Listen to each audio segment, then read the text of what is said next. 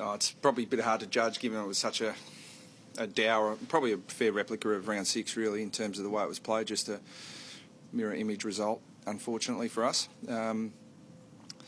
It was disappointing. I think that probably the story of the night for us is when you dominate parts of the game, disposals, but don't score and get scored against, then clearly, you're doing something wrong. And we just overpossessed the ball under pressure. And to their credit, they pressured really well. And even though that pressure was really good, we invited it and continued to invite it and just had really good looks forward, but we didn't take it. So, they outplayed us in transition, even though we probably outplayed them in parts of the game. But on balance, they deserve their victory tonight. So would you have liked to have seen the team take the game on a little bit more? Well, it depends what your definition of taking it on. Not try and handball your way through pressure and turn it over.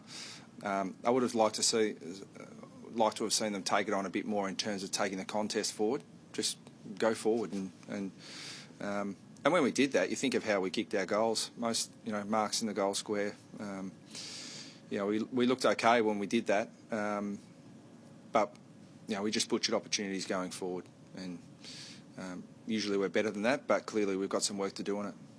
Were you a chance to pinch it late on? I couldn't believe when I looked when you still had 7 minutes to go and 14 points down. Yeah, we certainly felt that way because, and the margin, it was a bit like last time. We felt last time in round 6 that, we were controlling the game, but we never really got out to more than a 3-goal or so lead. So when the margin's that tight, you always feel like you're a chance. And we had our opportunities to go forward, but they, to their credit, they came back and kicked a couple in response. The Jed Anderson shot at goal probably puts us back, right in there, and the kicking goes down the other end for a goal. So, in a 14-point game, that's pretty telling. The loss of Ben, how critical was that?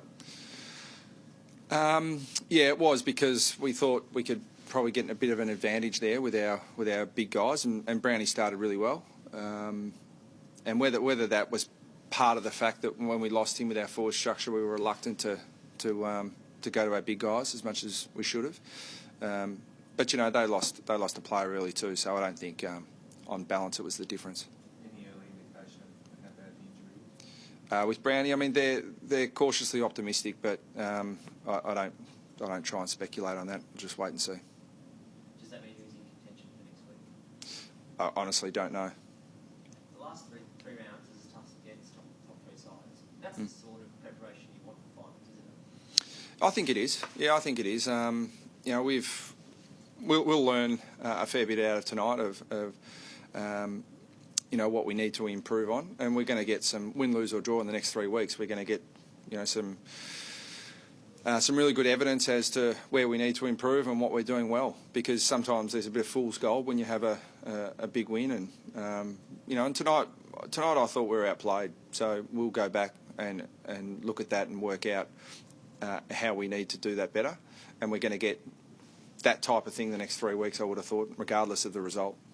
A couple of other injuries. Is it a groin to Scott Thompson? Yeah, it looks like just had a tight groin. We just didn't take the risk putting him back on. But again, initial indications are that the guys are optimistic, but we'll give you more information hopefully Monday afternoon. And Jamie McMillan, did he come from the ground with something later on? Not an injury, no.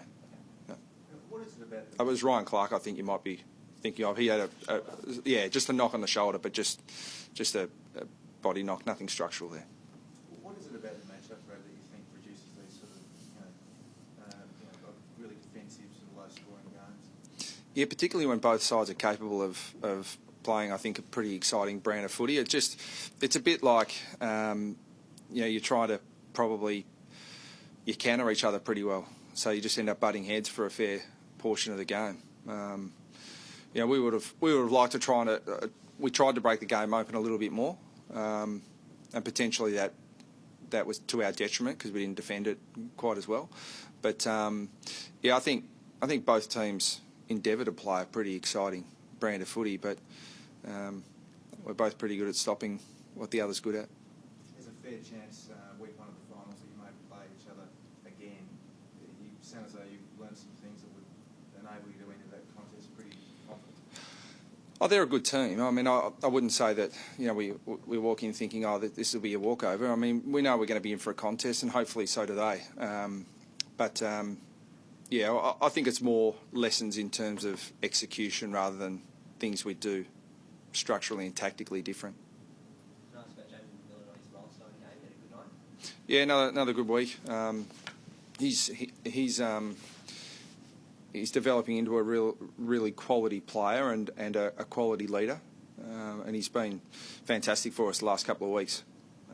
He's a young guy who's a really important part of our leadership group, and just, you know, he's a thorough professional. So you know what you're going to get from Jamie each week.